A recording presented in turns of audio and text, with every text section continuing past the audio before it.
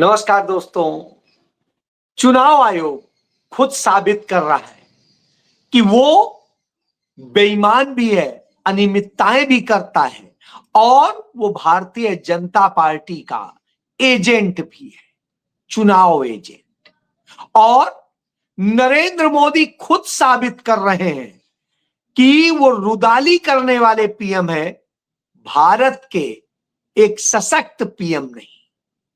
यानी नरेंद्र मोदी सिर्फ रोना रो सकते हैं, बहाने बता सकते हैं। और इस देश में तमाम संवैधानिक संस्थाएं यह साबित कर रही हैं कि वो सरकार के इशारे पर चलती हैं, वो जनता और न्याय के इशारे पर नहीं।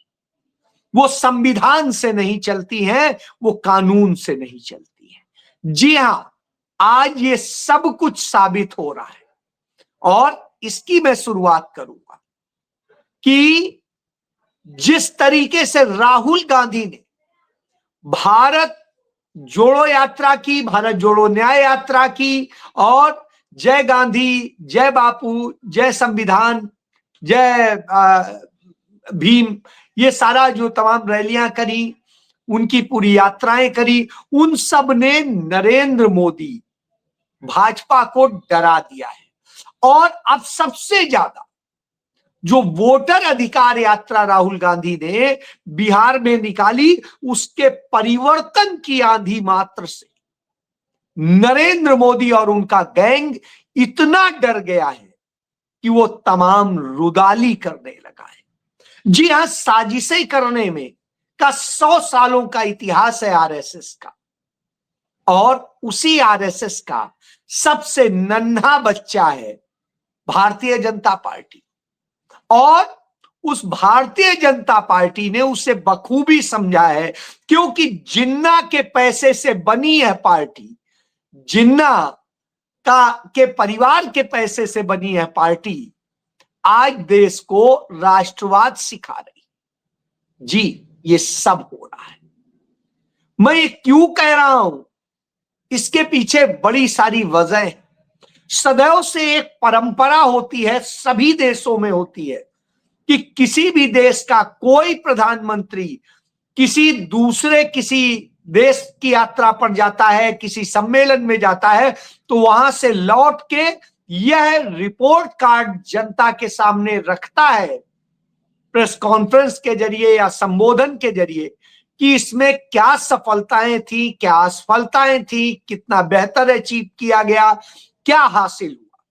लेकिन नरेंद्र मोदी ने यहां आकर यह नहीं बताया कि चीन जाकर के उन्होंने, उस चीन जिसने हमारे 21 निर्दोष सैनिकों को, जो अपने देश की सीमाओं की रक्षा कर रहे थे, उन्हें पीट पीट कर मार डाला था, जिसने हमारे देश की हजारों वर्ग किलोमीटर जमीन कब्जा कर रखी है, और यह नरेंद्र मोदी ने कब्जा करवाई है, और जिसमें हमारे वीर शहीद मेजर शैतान सिंह की भी जो शहीद स्मारक था वो भी कब्जा कर लिया गया है। तो यानी जब ये सब कब्जा कर लिया गया हो, तब भी चीन के आगे जाके सरेंडर करने प्रधानमंत्री गए, तो आखिर क्या मजबूरी थी, यह बताने की जरूरत थी। लेकिन जैसा होता है कि हर तानाशाह की एक एक्सपायरी डेट होती है, तो आज देखने को मिल रहा है कि नरेंद्र मोदी की एक्सपायरी डेट सामने आ गई है। और यही वजह है कि वो यहां आकर सवालों के जवाब देने या खुद ही अपनी तरफ से बताने की पहल करने की बजाय रुदाली कर रहे हैं। क्योंकि जो जनसैलाब निकला बिहार में, उसने भाजपा को और आरएसएस को, उनके पूरे गैंग को डरा दिया है। और इस डर से कांपती हुई भाजपा तमाम साजिशें करती है। जैसी साजिश दरभंगा में हुई, दरभंगा में जिस किसी व्यक्ति ने वहां पर गाली के शब्द इस्तेमाल किए, वो न तो कांग्रेस पार्टी का कार्यकर्ता था, ना ही पदाधिकारी था, ना ही कोई था। वो कौन था? वो एक पंचर वाले का लड़का था मोहम्मद रिजवी, और खुद टेम्पो चालक था, जिसका कोई कंसर्न नहीं। अचानक वो आता है, घुसता है, गाली देता है और फिर उसके बाद में भाग जाता है।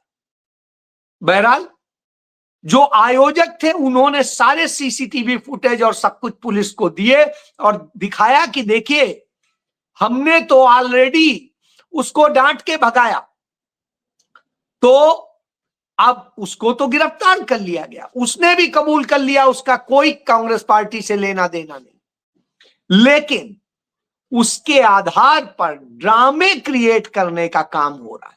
यह नहीं बताया जा रहा है कि आखिर क्यों चीन गए और जाके क्या भला करने गए। इसका एक उदाहरण दे देता हूं। मॉर्गन स्टैनले जो आर्थिक मामलों की पूरी समीक्षा करता है, उसने नरेंद्र मोदी की चीन की यात्रा की पोल खोल के रख दी है।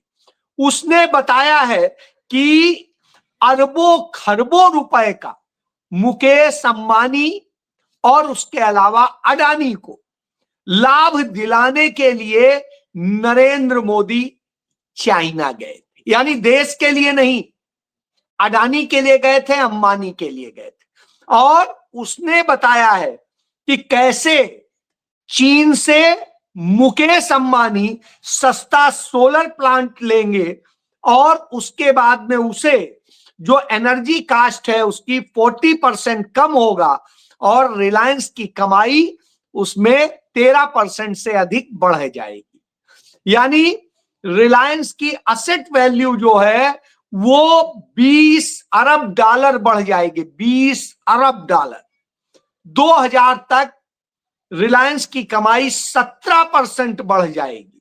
और चीन जो ये सब कर रहा है, ये इसलिए चीन सस्ता बेचता है, तो उससे क्या है, जो भारत उसके लिए दुश्मन देश है, बाकी यहां के जितने सोलर का काम करने वाले हैं वो बर्बाद हो जाएंगे और अंततः चीन का भारत के सोलर मार्केट पे 100% कब्जा हो जाएगा। यह साजिश है।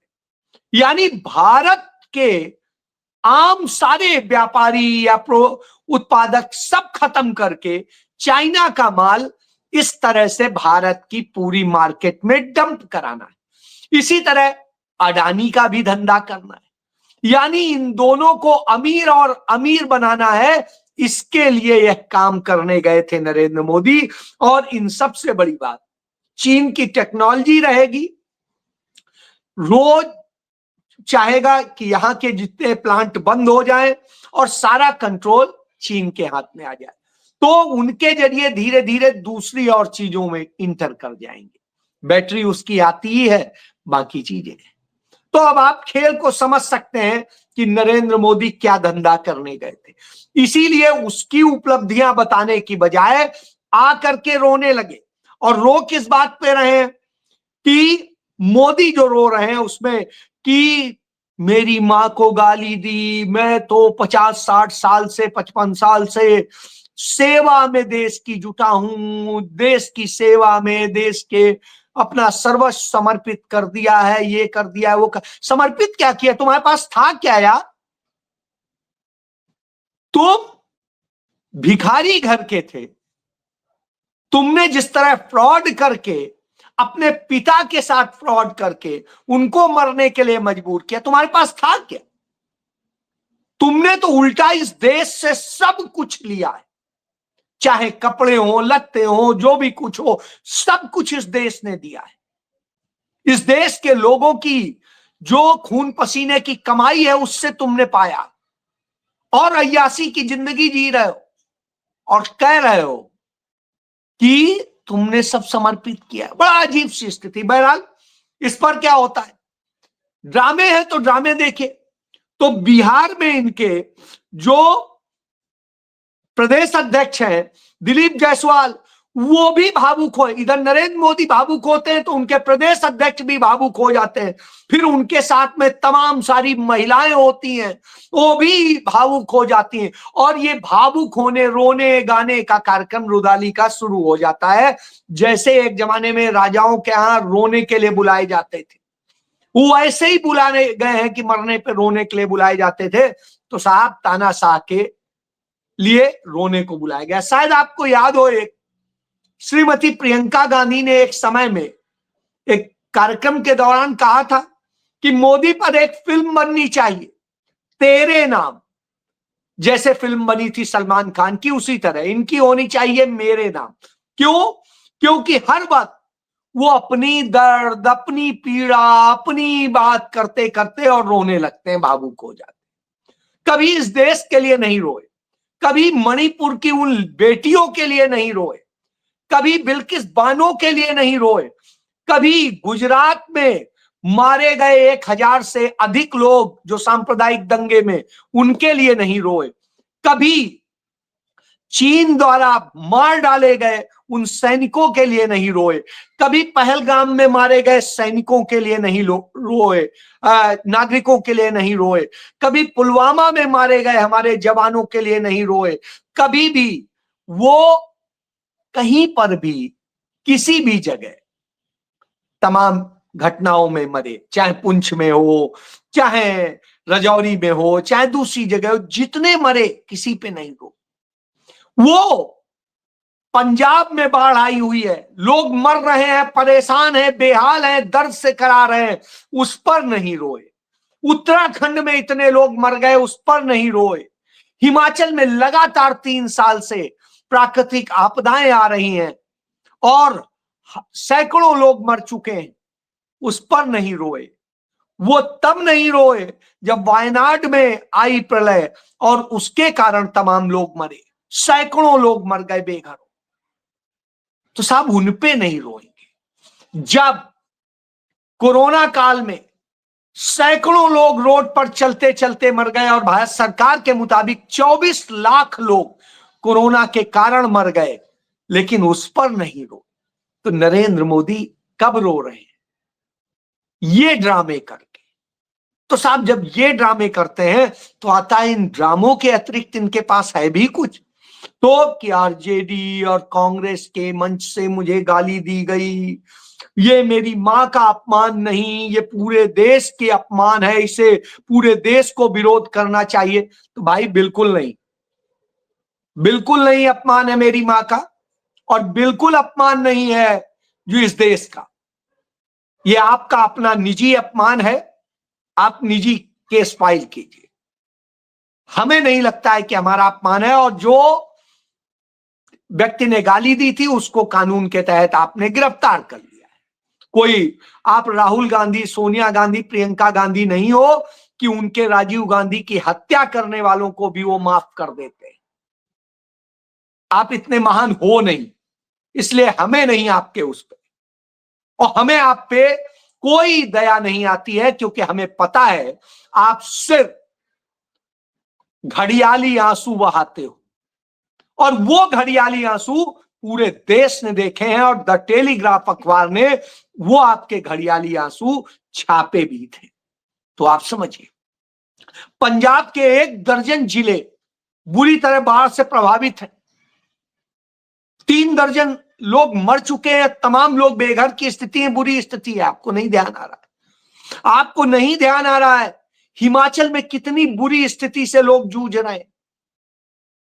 आपको उत्तराखंड या कहीं नहीं याद आ रहा है, आपको ये याद आ रहा है जब आप सोनिया गांधी, प्रियंका गांधी और इंदिरा गांधी का अपमान करते थे, तब आपको आंसू नहीं आते थे? तब आपको आंसू नहीं आए जब आपने किसी महिला को संसद के भीतर शूर्पणखा कहा? तब आपको आंसू नहीं आए जब बिल्किस बानो तड़प रही थी और उसके साथ में 14 लोग रेप कर रहे थे? तब आपको आंसू नहीं आए जब सोहराबुद्दीन की पत्नी कौसर बी का मर्डर कर दिया गया आपके मुख्यमंत्री रहते हुए? कैसे हुआ, क्या हुआ, सबको पता है। आपको तब भी आंसू नहीं आए जब मानसी सोनी ने वह एफिडेविट फाइल किया सुप्रीम कोर्ट में कि आपने उसके साथ क्या कुकृत्य किया था? तब आपको शर्म भी नहीं आई होगी। जब वो नग्न परेड निकाली गई तब भी आपको आंसू नहीं आए। जी हाँ नरेंद्र मोदी, इसलिए हमें आप पर कोई दया नहीं आती। आपके कर्म ऐसे हैं जिसके कारण आपकी बिचारी स्वर्गीय माता को गाली भी खानी पड़ती, और ये काम आपके ही प्रायोजित लोग करते हैं, जिससे आपके आंसुओं का ड्रामा इस देश को दिखाया जाए, और आपके ड्रामे के लिए ये सब होता है जी। और जब आप के चुनाव आयोग की तमाम धांधलियां सामने आ गई हैं, तो बचाव के लिए कैसे खेल होते हैं ये भी जान लीजिए। इसी से साबित होता है कि आप खेल कर रहे हैं, आप फ्रॉड कर रहे हैं। कि एक आपका आईटी सेल का प्रमुख है अमित मालवीय, वो ट्वीट करता है कि पवन खेड़ा के 2 वोटर आईडी है, एपिक नंबर है, एक नई दिल्ली क्षेत्र में, एक और दूसरे क्षेत्र में दिल्ली के। तो पवन खेड़ा तो बता देते हैं कि साहब 9 साल से उस जगह में रहता ही नहीं हूं जो दूसरा वाला है, और जहां रहता हूं वो ये है। लेकिन इससे एक बात साबित हो गई कि अभी दिल्ली में चुनाव हुए थे, चुनाव आयोग ने कहा था बहुत निष्पक्ष ढंग से हमने वोटर लिस्ट तैयार की है। तो ये तैयार की है तो ये नाम क्यों नहीं कटा, 2 क्यों रह गए, और यदि इस पर किसी ने वोट डाला है तो कैसे डाला, इसकी सीसीटीवी फुटेज निकालिए और देखिए किसने डाला है मेरे नाम का वोट, उसे जेल भेजिए। चुनाव आयोग पवन खेड़ा को नोटिस जारी करता है जैसे वहां तेजस्वी यादव को किया था। यही बात तो जो कलेक्टिव रिपोर्टर्स ने बताई थी कि बिहार में किस तरह से आपने फ्रॉड किया है, और फर्जी 1,88,000 ऐसे वोटर्स हैं, 1,88,000 जिनके डबल हैं, और जिनके इसी तरीके से बिहार में करके 39 असेंबली यानी 39 विधानसभा क्षेत्रों में यह किया गया। अब आप सोच लीजिए 39 में डिवाइड कर दीजिए तो तमाम सीटें ये वो हैं जिनमें 2,000, 3,000, 4,000 से लोग हारते जीतते हैं। यानी इतनी सीटें जीतने हारने का खेल तो आपने सिर्फ इसी से किया हुआ है। तो आपकी इस धांधली का इसी से साफ तौर पे पता चल जाता है कि रिपोर्टर्स कलेक्टिव ने जो एक खुलासा किया, आपने उस फर्जी वाले को एसआईआर के बाद यह स्थिति है, एसआईआर के पहले होता तो कहते। यानी धांधलीबाज आप हैं, यह साबित हो गया। और यह भी इससे साबित हो जाता है कि इसी तरह आपने देश भर में किया है। तो राहुल गांधी ने जो कहा था वो 100% सही कहा था, यह इस बात से साबित हो जाता है। एक और साबित हो जाता है, जब राहुल गांधी ने इतना बड़ा सबूत दिया, उस पर आपने आज तक कोई नोटिस नहीं जारी किया। जो अमित मालवीय है उसने कोई एफिडेविट नहीं दिया है, लेकिन उसके ट्वीट पर आपने यह कार्रवाई कर दी, नोटिस जारी कर दिया। राहुल गांधी के पूरे प्रेजेंटेशन जो कि संवैधानिक पद पर है, नेता प्रतिपक्ष हैं, उस पर आप एफिडेविट मांगते हैं। यही आपका दोगला चरित्र है। इससे पता चलता है कि चुनाव आयोग असल में बीजेपी का एजेंट है। यह बात उससे भी साबित होती है कि जब ठाकुर ने प्रेस कॉन्फ्रेंस करके कहा तो आपने तमाम बातें कही। उसने जब 6 लोकसभा सीट, 5 लोकसभा और 1 विधानसभा सीट के बारे में इस तरह से बताया कि धांधली हुई है, फर्जी वोट है, तो उस पर आपने नहीं कहा। लेकिन राहुल गांधी ने कहा तो उस पर नोटिस जारी कर रहे हैं, उस पर तमाम बातें कह रहे हैं, उसे झुठला रहे हैं, उन्हें नहीं झूठा बताया। ये आपकी दलाली का सबसे बड़ा जीता जागता सबूत। और एक सबूत और भी है कि आप देखिए पिछले 5 साल से इस देश के लिए दुर्भाग्यपूर्ण है कि 5 साल से उमर खालिद और उनके साथियों को एक झूठे मामले में दिल्ली में जेल में रखा गया है। बार बार तारीखें लगती हैं, बार बार सब कुछ होता है, अदालतें टालती जाती हैं और अब जब सुनती हैं तो डिनाई कर देती हैं जमानत से। आधार कुछ नहीं है, ट्रायल नहीं शुरू हुआ, जबकि सुप्रीम कोर्ट कहता है कि बेल अधिकार है और जेल एक्सेप्शन है। यहां एक्सेप्शन का कोई आधार ही नहीं है। जब ट्रायल ही नहीं हो पा रहा है, कुछ और नहीं हो रहा है, तो ऐसी स्थिति में निर्दोष लोगों को क्यों बंद किए? या दोषी है तो ट्रायल करा के सजा करा देते, इतने दिन में तो केस खत्म हो जाता। ये अपने आप में बताता है कि आप दुर्भावनापूर्ण ढंग से तमाम संस्थाओं का, संवैधानिक संस्थाओं का इस्तेमाल करते हैं। यही भाजपा का असली चाल चरित्र चेहरा है। वो भ्रष्ट भी है, वो रुदाली करने वाला भी है, वो ड्रामा करने वाला भी है, वो तमाम तरह के ये क्रिएट करने वाला, सीन क्रिएट करने वाला भी है। और उसने चुनाव आयोग को तो अपना एजेंट बना लिया है। सब साबित हो गया। जय